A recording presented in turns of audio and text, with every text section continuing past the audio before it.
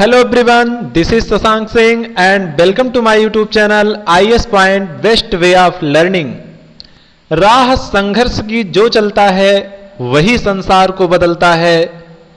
जिसने रातों में जंग जीती है वही सूर्य बनकर निकलता है।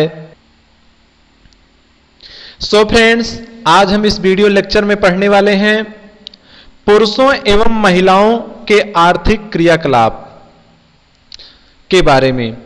Economic activities by men and women, यानी पुरुषों और महिलाओं के आर्थिक क्रियाकलाप।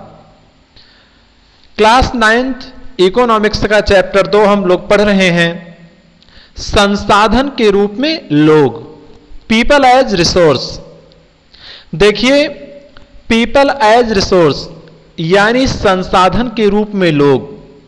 टॉपिक में मैंने आपको जो इंपॉर्टेंट बातें बताई हैं, जैसे कि फैक्टर्स ऑफ प्रोडक्शन यानी उत्पादन के कारक में जो हम लोग ह्यूमन कैपिटल यानी मानव पूंजी पढ़ते हैं। मानव पूंजी का सीधा सीधा मतलब है ह्यूमन बीइंग से। और जब ह्यूमन बीइंग इतने इंपॉर्टेंट हैं तो हमने यह भी देखा कि ह्यूमन बीइंग्स इंपॉर्टेंट कब कब बनते हैं।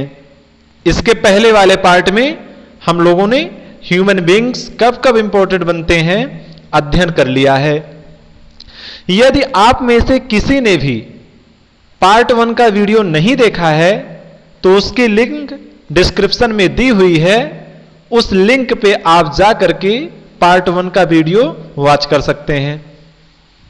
दोस्तों, इसमें अब हम पढ़ेंगे कि विभिन्न प्रकार की आर्थिक क्रियाएं कैसी होती हैं और पुरुषों और महिलाओं के आर्थिक क्रियाकलाप में क्या अंतर है, क्या होता है, कैसे होता है, इन सब में हम पढ़ेंगे। विलास और शकल की तरह लोग विभिन्न क्रियाकलापों में संलग्न हैं। संलग्न मतलब लगे हुए हैं। अभी जो वीडियो हमने कल पढ़ा था, जो देखा था, उसमें विलास और शकल की स्टोरी भी थी। तो विलास और शकल की स्टोरी से ही हम इस पार्ट में और अच्छे से समझेंगे। हमने देखा कि विलास मछलियां बेचता था और शकल को एक फर्म में नौकरी मिल गई थी। विभिन्न क्रियाकलापों को 3 प्रमुख क्षेत्रों में बांटा गया है, जिसे हम आर्थिक गतिविधि यानी what are the different types of economic activity. Economic activities by men and women, जबकि टॉपिक में ही हमने देखा इसको, यानी पुरुषों और स्त्रियों के द्वारा आर्थिक गतिविधियां क्या क्या हैं, कैसे होती हैं, इसका अध्ययन हम करने जा रहे हैं।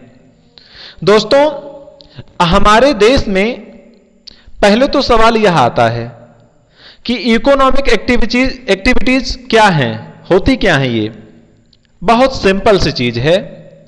इकोनॉमिक्स मान लीजिए आप इस वर्ष से पढ़ रहे हैं, लेकिन नॉलेज आपको बचपन से ही है इकोनॉमिक्स का। जैसे कि हम 1 रुपए का सिक्का बचपन में पाते थे और 10 रुपए का नोट पाते थे, तो बच्चा यानी जिसको हम देते थे वो यह समझ जाता था कि 10 रुपया ज्यादा है और 1 रुपया कम है। तो ये इकोनॉमिक यानी हम बचपन से जानते हैं अर्थ के बारे में, धन के बारे में। तो पैसे के बारे में तो बहुत सारी जानकारी है आप सबको। तो दोस्तों, हर वह गतिविधि यानी हर वह एक्टिविटी जिससे हम कुछ प्रोड्यूस कर रहे हैं, गुड्स एंड सर्विसेज यानी सामान और सेवाएं, यानी जिन एक्टिविटी को परफॉर्म करके आपको पैसा मिल रहा है, मनी मिल रहा है, वो है इकोनॉमिक एक्टिविटी। तो अब यही इकोनॉमिक एक्टिविटी हम मेन एंड वुमेन दोनों के कॉन्टेक्स्ट में हम पढ़ने वाले हैं कि किस तरह से मेन को इन्फ्लुएंस करती है और किस तरह से वुमेन को। तो जैसे जैसे टॉपिक होता जाएगा आपको चीजें समझ में आती जाएंगी। तो इकोनॉमिक एक्टिविटीज क्या होती हैं इसको मैंने आपको बता दिया। अब हम जानेंगे कि इकोनॉमिक एक्टिविटी के कितने फैक्टर्स होते हैं, यानी कितने प्रकार होते हैं। तो इन इकोनॉमिक एक्टिविटी को 3 प्रमुख क्षेत्रों में बांटा गया है, यानी प्राथमिक, द्वितीयक और तृतीयक क्षेत्रों में वर्गीकृत किया गया है, जिसे इंग्लिश में हम प्राइमरी इकोनॉमिक एक्टिविटीज कहते हैं, जिसको हिंदी में प्राथमिक क्षेत्र कहते हैं। सेकंड है सेकेंडरी इकोनॉमिक एक्टिविटी, यानी द्वितीयक आर्थिक क्षेत्र गतिविधि। और तीसरा है टर्सरी इकोनॉमिक एक्टिविटीज, यानी तृतीयक क्षेत्र। सो फ्रेंड्स, आइए अब देखते हैं कि ये तीनों हैं क्या, यानी प्राथमिक, द्वितीयक और तृतीयक जो क्षेत्र हैं, इनमें होता क्या क्या है। तो बचपन से हम लोगों ने जाना है प्राइमरी के बारे में, यानी प्राथमिक क्षेत्र के बारे में। तो प्राथमिक क्षेत्र के अंतर्गत कृषि आता है, एग्रीकल्चर, यानी खेतों में जो फसल उगाते हैं, जो भी फसल का पैदावार होता है, जो भी हम खेती करते हैं, वह क्या है, प्राथमिक क्षेत्र की इकोनॉमिक एक्टिविटी में आता है। वानिकी, यानी वन से संबंधित, पेड़ पौधों से संबंधित, वृक्षों से संबंधित। पशुपालन, गाय भैंस जो हम पालते हैं, उससे जो भी हमें दुग्ध का उत्पादन होता है, उसको हम सेल करते हैं, बेचते हैं, जो भी धन मिलता है, ये सब पशुपालन भी प्राइमरी एक्टिविटी में आता है। अगला है मत्स्य पालन, यानी जो मछलियों का पालन किया जाता है, मुर्गी पालन और खनन इत्यादि शामिल हैं। यानी कि अगर प्राथमिक क्षेत्र के बारे में हम बात करें तो प्राथमिक क्षेत्र में एग्रीकल्चर आता है, फॉरेस्ट आता है, पशुपालन आता है, मत्स्य पालन आता है, मुर्गी पालन और खनन शामिल हैं। ये सब प्राथमिक क्षेत्र हैं और प्राथमिक क्षेत्र से ही द्वितीयक क्षेत्र के लिए कच्चा माल मिलता है। अब आइए देखते हैं द्वितीयक क्षेत्र क्या है। द्वितीयक क्षेत्र में प्राकृतिक उत्पादों के विनिर्माण प्रणाली के जरिए अन्य रूपों में परिवर्तित किया जाता है, यानी उत्खनन और विनिर्माण शामिल है द्वितीयक क्षेत्र में। जैसे उदाहरण के द्वारा हम समझते हैं कि अपना जो प्राथमिक क्षेत्र है, प्राथमिक क्षेत्र में मान लो जैसे टमाटर की खेती हमने किया, टमाटर पैदा हुआ और उसी टमाटर को जब हम इंडस्ट्री में ले आएंगे और उसी टमाटर से हम केचप बनाएंगे, सॉस बनाएंगे, तो क्या हुआ, वह द्वितीयक क्षेत्र हुआ। यानी कि प्राथमिक क्षेत्र से जो कच्चा माल मिलता है, उससे जो प्रोड्यूस होता है, जो प्रोडक्ट, वह द्वितीयक क्षेत्र कहलाता है। यानी प्राथमिक क्षेत्र के गुड्स को रॉ मटेरियल्स के रूप में इंडस्ट्रियों में यूज किया जाता है और उससे नए नए प्रोडक्ट का प्रोड्यूसन होता है, तो वह द्वितीयक क्षेत्र कहलाता है। आगे है तृतीयक क्षेत्र, यानी टर्सरी इकोनॉमिक एक्टिविटी। इसमें क्या क्या आता है, आइए देखते हैं। तृतीयक क्षेत्र में व्यापार आता है, परिवहन आता है, संचार आता है, बैंकिंग, बीमा, शिक्षा, स्वास्थ्य, पर्यटन सेवाएं इत्यादि शामिल किए जाते हैं। बेसिक रूप से अगर हम जानें तो तृतीयक क्षेत्र जो होता है, यह प्राथमिक और द्वितीयक क्षेत्र पर डिपेंड होता है, यानी इन्हीं से ही तृतीयक क्षेत्र चलता है। अब जैसे मान लीजिए परिवहन हुआ या व्यापार हुआ, तो अगर प्राइमरी इकोनॉमिक एक्टिविटी में कोई भी कच्चा माल पैदा नहीं होगा, कोई भी फसल का उत्पादन नहीं होगा, तो सेकेंडरी यानी सेकेंडरी इकोनॉमिक एक्टिविटी में उसका प्रोडक्शन नहीं होगा, और जब प्रोडक्शन नहीं होगा तो जो परिवहन चलेगा उस सामान को इधर से उधर ले नहीं जा पाएगा, बिना वजह के परिवहन तो चलेगा नहीं। जब गुड्स रहेगा तभी तो हम सर्विस प्रोवाइड कराएंगे। उसी कच्चे माल को हम द्वितीयक क्षेत्र में नए नए उत्पादों के रूप में प्रयोग करते हैं, और जब प्रोडक्शन हो जाता है तो उसको हम शहरों में बेचने के लिए ले जाते हैं, जिसमें हमें परिवहन यानी ट्रांसपोर्टेशन की आवश्यकता पड़ती है। और इसमें संचार यानी कम्युनिकेशन भी आता है, इसमें बैंकिंग सेवाएं भी आती हैं। अब बैंकिंग को ही समझ लीजिए। बैंकिंग के लिए सबसे पहले हमें किसकी, कहीं हमको बैंक बनाना है, बैंक खोलना है, तो सबसे पहले हमें भूमि की आवश्यकता पड़ेगी। तो भूमि क्या हुआ? प्राइमरी हुआ, यानी प्राथमिक क्षेत्र हुआ। अब भूमि तो मिल गई, अब भूमि पर हम कंस्ट्रक्शन का वर्क करवाएंगे, तो यह क्या हुआ? सेकेंडरी इकोनॉमिक एक्टिविटी हुई, यानी कि द्वितीय क्षेत्र हुआ। और तृतीय क्षेत्र बैंकिंग हो ही गई। तो यानी कि तृतीय क्षेत्र जो है वह प्राथमिक और द्वितीय क्षेत्र पर पूर्ण रूप से डिपेंड रहता है। इस क्षेत्र में क्रियाकलाप के फलस्वरूप वस्तुओं और सेवाओं का उत्पादन होता है। किसमें? तृतीय क्षेत्र में। ये क्रियाकलाप राष्ट्रीय आय में मूल्यवर्धन करते हैं। अब जब इन तीनों सेक्टर में कुछ ना कुछ काम होता है तो गुड्स एंड सर्विसेज प्रोड्यूस होते हैं, और जब गुड्स और सर्विसेज यानी सामान और सेवाएं जब ये प्रोड्यूस होंगी, वस्तुओं और सेवाओं का जो प्रोडक्शन होगा, इनसे क्या होगा? हमारी वैल्यू बढ़ेगी, प्रोडक्ट की वैल्यू बढ़ेगी, और जब प्रोडक्ट की वैल्यू बढ़ेगी तो हमारे देश की, हमारी कंट्री की इकोनॉमी इंक्रीज होगी, रोजगार बढ़ेगा, जो अनएम्प्लॉयमेंट है वो एम्प्लॉयमेंट में चेंज हो जाएगा। अब इतना तो हमने जान लिया कि इकोनॉमिक एक्टिविटी क्या है और इकोनॉमिक एक्टिविटी के कितने फैक्टर्स हैं। अब आइए जानते हैं कि इकोनॉमिक एक्टिविटी के कितने पार्ट्स होते हैं। तो अभी तक हमने ये सब जान लिया। अब देखते हैं कि आर्थिक क्रियाओं के दो भाग होते हैं, यानी कि जो हमारी इकोनॉमिक एक्टिविटी हैं इनके 2 पार्ट्स होते हैं। पहला पार्ट्स बाजार क्रियाएं यानी मार्केट एक्टिविटी, और दूसरा पार्ट है गैर बाजार क्रियाएं यानी नॉन मार्केट एक्टिविटी। अब जानते हैं कि बाजार क्रियाएं क्या हैं। जैसे कि मान लो हमने टोमेटो से केचप प्रोड्यूस किया। टोमेटो क्या था? यह प्राथमिक क्षेत्र में था, और इससे केचप बना, यह द्वितीय क्षेत्र हुआ। तो जब टोमेटो से हमने केचप बनाया एक इंडस्ट्री के अंदर ले जाकर, और उसी इंडस्ट्री में जब टोमेटो से केचप प्रोड्यूस हो गया तो उसको हम बाजार में ला करके बेचते हैं। अब ये अलग बात है कि हम कितने का बेच रहे हैं, 10 रुपए का, 20 रुपए का, 100 का, 200 का, ये तो प्रोडक्ट के ऊपर निर्भर करता है कि प्रोडक्ट कैसा है, उसकी मार्केट वैल्यू क्या है, कितने में हम उसको सेल करें कि आम आदमी उसको खरीद सके, उसको एक बोझ के रूप में ना प्रतीत हो।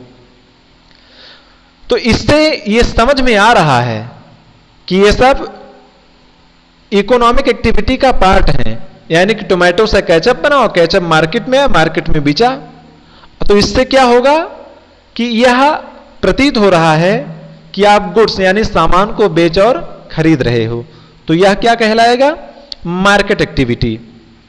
बाजार क्रियाओं में वेतन या लाभ के उद्देश्य से की गई क्रियाओं के लिए पारिश्रमिक भुगतान किया जाता है, यानी कि इसमें जो फार्मर्स होता है, जो प्रोड्यूसर होता है, उसको कुछ ना कुछ बेनिफिट मिलता है। जब दूसरों को सेवाएं देगा, वो सामान देगा, तो उसको उसके बदले में कुछ ना कुछ धन मिलता है, जिससे उसका बेनिफिट होता है। इनमें सरकारी सेवा सहित वस्तु या सेवाओं का उत्पादन भी शामिल है। किसमें? मार्केट एक्टिविटी में।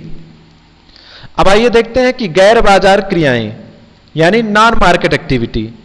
नॉन मार्केट एक्टिविटी से अभिप्राय स्व उपभोग के लिए उत्पादन है। इनमें प्राथमिक उत्पादों का उपभोग और प्रसंस्करण तथा अचल संपत्तियों का स्वलेखा उत्पादन आता है। इसको बेसिकली इस रूप में समझिए कि जो नॉन मार्केट एक्टिविटी होती है, इसमें मान लो टोमेटो का उत्पादन किसान ने किया, तो किसी और के लिए नहीं, वही टोमेटो यानी वही टमाटर खुद को खाने के लिए वो खेतों में पैदा कर रहा है, जिससे कि उसको कोई बेनिफिट नहीं हो रहा, खुद खा रहा है, बेच नहीं रहा है, सेल नहीं कर रहा है। तो जब तक बेचेगा नहीं, सेल नहीं करेगा, तब तक उसको पैसा मिलेगा नहीं। तो यानी जो भी एक्टिविटी खुद के लिए की जाती है, मार्केट के लिए नहीं की जाती है, धन कमाने के लिए नहीं की जाती है, वह नॉन मार्केट एक्टिविटी कहलाती है। इसी को हम economic and non economic activity के रूप में भी जान सकते हैं। यहां एक क्वेश्चन आपका बन जाता है कि economic and non economic activity यानी market activity and non market activity क्या है? इसके पहले का क्वेश्चन यहां बन सकता है कि आर्थिक क्रियाएं की कितने पार्ट हैं, यानी कि बाजार क्रियाएं और गैर बाजार क्रियाएं। और इससे पहले का क्वेश्चन है कि प्राथमिक, द्वितीयक और तृतीयक क्षेत्र किसे कहते हैं, यह भी आपका एक क्वेश्चन है। तो इन सबको आप लोग नोट्स बने लिख सकते हैं। अब आगे आइए देखते हैं क्रियाकलाप। अपने निवास क्षेत्र के निकट स्थित किसी गांव अथवा कॉलोनी में जाएं और उस गांव अथवा कॉलोनी के द्वारा किए जाने वाले विभिन्न क्रियाकलापों को लिखें। यह आप लोग खुद से करिएगा, जहां भी आप रहते हैं वहां जाइएगा, देखिएगा कि वहां क्या क्या एक्टिविटी हो रही है। नेक्स्ट देखते हैं, अब मैंने जो ऊपर पढ़ा कि महिलाओं और पुरुषों के द्वारा जो आर्थिक क्रियाएं होती हैं, आइए अब उसके बारे में देखते हैं। ऐतिहासिक और सांस्कृतिक कारणों से परिवार में महिलाओं और पुरुषों के बीच श्रम का विभाजन होता है, यानी कि श्रम का डिवीजन हो गया है, उसको डिवाइड किया गया है। अब ऐतिहासिक क्या है और सांस्कृतिक क्या है? जैसा कि बहुत लंबे समय से यह चला आ रहा है कि महिलाएं घरों में ही काम करेंगी और पुरुष बाहर काम करेंगे, महिलाओं को बाहर नहीं जाना है, उनको घर में ही रहना, ऐसा लोगों के द्वारा कहता सुनता देखा जाता है। आमतौर पर महिलाएं घर के कामकाज देखती हैं और पुरुष खेतों में काम करते हैं, जबकि ऐसा नहीं होना चाहिए। महिलाओं को भी अवसर प्रदान करना चाहिए बाहर आने जाने का, बाहर से उनको धनोपार्जन करने का। लेकिन ये जो हिस्टोरिकल मैटर्स चले आए हैं अतीत से, आज भी कहीं कहीं उसी ट्रेडिशन को, उसी परंपरा को फॉलो किया जा रहा है। आइए जो सकल और विलास की स्टोरी थी, उस स्टोरी के द्वारा महिलाओं और पुरुष के बारे में समझते हैं तो और अच्छे से समझ में आएगा। सकल की मां शीला, सकल की मां का क्या नाम था? शीला। खाना पकाती हैं, बर्तन साफ करती हैं, कपड़े धोती हैं और घर की सफाई भी करती हैं और अपने बच्चों की टेक केयर यानी देखभाल भी करती हैं। सकल के पिताजी बूटा, सकल के पिताजी का नाम क्या है? बूटा। खेतों में काम करते हैं और उससे जो भी उपज होती है उसको बाजार में बेचते हैं और परिवार के लिए धन कमाते हैं। यानी कि जो सकल की मां खाना बना रही है, कपड़े धो रही है, घर की साफ सफाई कर रही है, तो इसके लिए सकल तो अपनी मां को पैसा दे नहीं रहा है। तो सकल की मां जो भी एक्टिविटी कर रही हैं उससे तो देश की इकोनॉमी में कोई इंक्रीजिंग नहीं हो रहा है ना, कोई बढ़ोतरी नहीं हो रही है।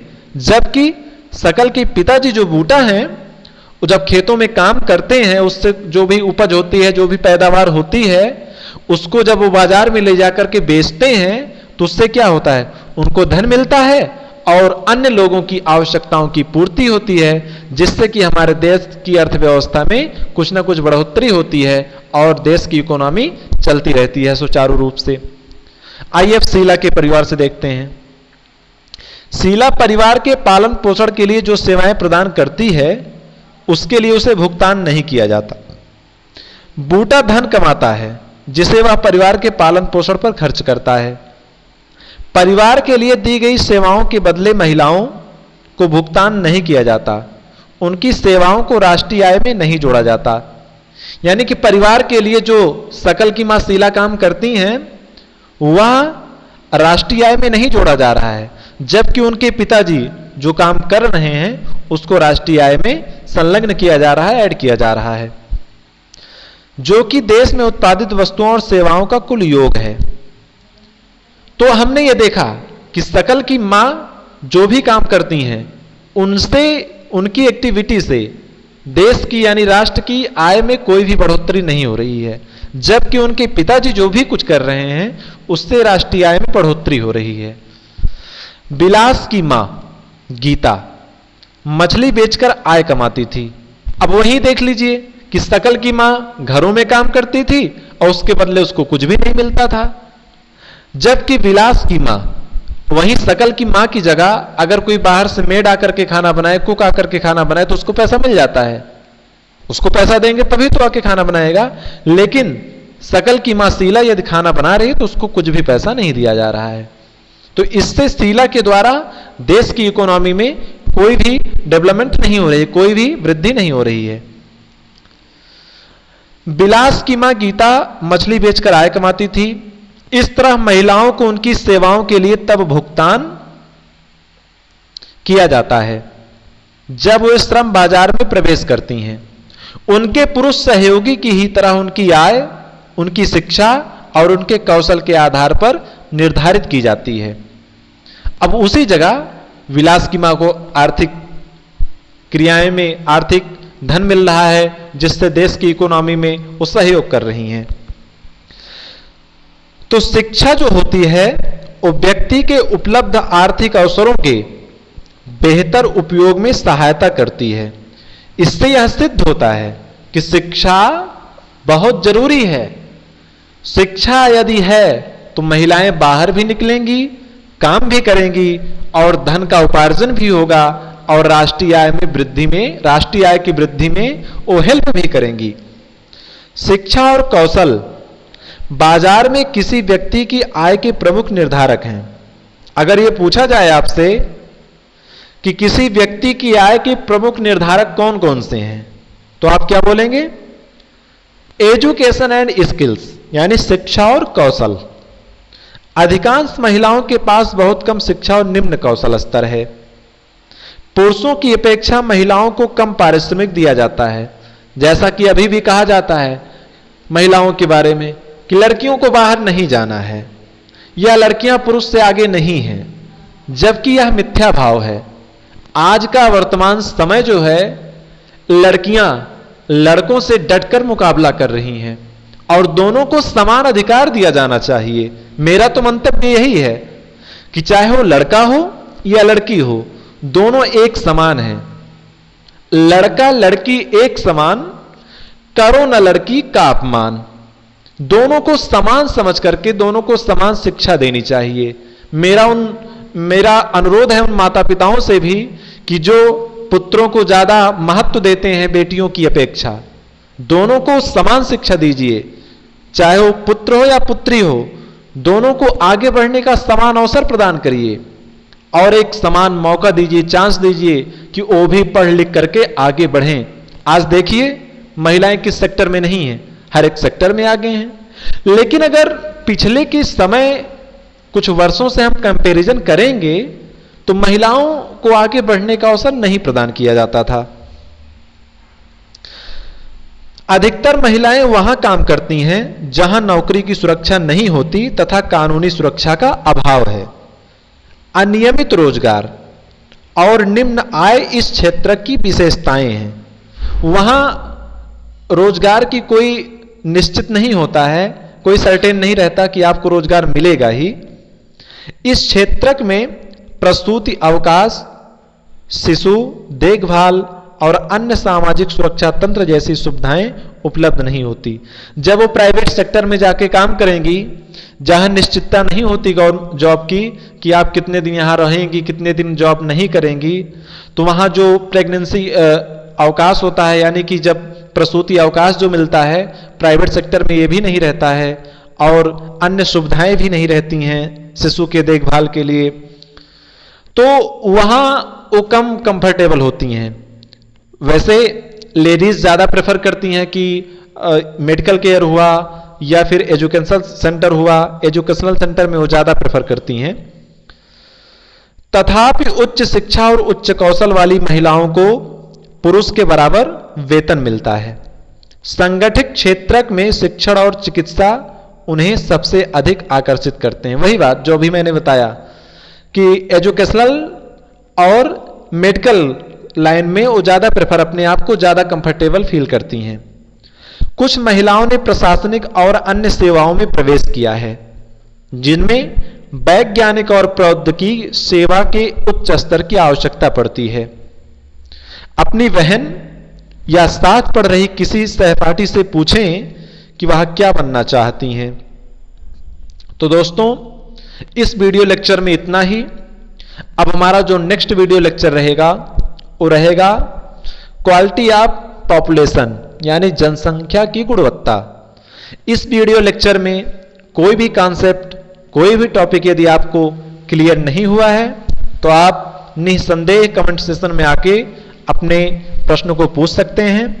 सो friends, till then stay connected, keep learning, all the best, thank you very much.